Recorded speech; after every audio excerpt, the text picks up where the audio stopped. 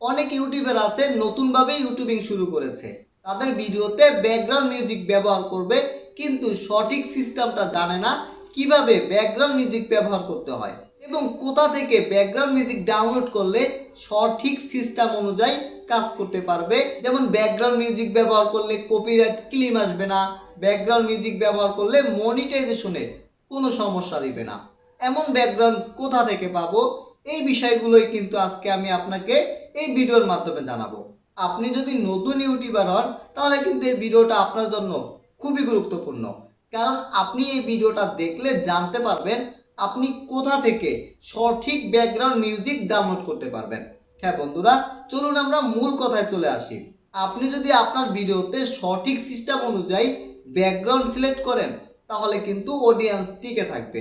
যেমন আপনি একটা ভিডিও শ্যুট নিলেন, সেই ভিডিওর ভয়েস অনুযায়ী আপনার ব্যাকগ্রাউন্ড মিউজিক যদি বেশি সাউন্ড হয় তাহলে কিন্তু অডিয়েন্স চলে যাবে, অডিয়েন্স থাকবে না। তাই আপনাকে সিস্টেম অনুযায়ী কিন্তু কাজ করতে হবে, ভয়েসের থেকে লো কোয়ালিটিতে মিউজিক ব্যবহার করতে হবে। এখন জানতে হবে অনেক সময় মিউজিক ব্যবহার করার পরে কপিরাইট ক্লেম আসে। এখন কপিরাইট ক্লেম আসলে কি কি সমস্যা হয়? কপিরাইট ক্লেম আসলে কোনো সমস্যাই হবে না আপনার চ্যানেলের, কিন্তু আপনার ভিডিওতে যত টাকা ইনকাম হবে সেই টাকার মালিকানা কিন্তু ওই মিউজিকের মালিকের হয়ে যাবে, মানে আপনার থাকবে না। তার মানে এই কপিরাইট ক্লেমের জন্য আপনি কিন্তু একটা টাকাও পাচ্ছেন না।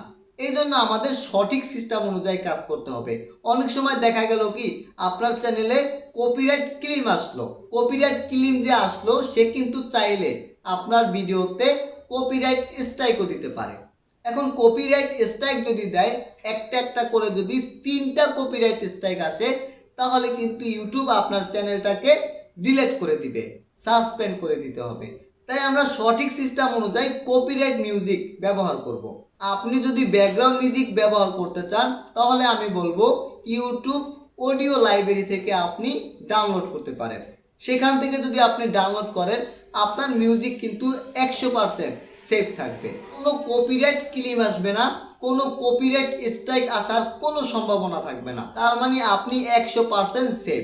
আপনি যদি সঠিকভাবে ব্যাকগ্রাউন্ড মিউজিক ব্যবহার করতে পারেন তাহলে কিন্তু আপনার চ্যানেলের জন্য কোনো ক্ষতি হবে না। হ্যাঁ বন্ধুরা, আমি প্রতিদিনই কিন্তু আপনাদের জন্য ইউটিউব টিপস ভিডিও নিয়ে আসি, আপনি যেন সঠিকভাবে কাজ করতে পারেন এই ইনফরমেশন দেই। যদি ভালো লাগে চ্যানেলটা সাবস্ক্রাইব করবেন, লাইক করবেন, শেয়ার করবেন। ধন্যবাদ।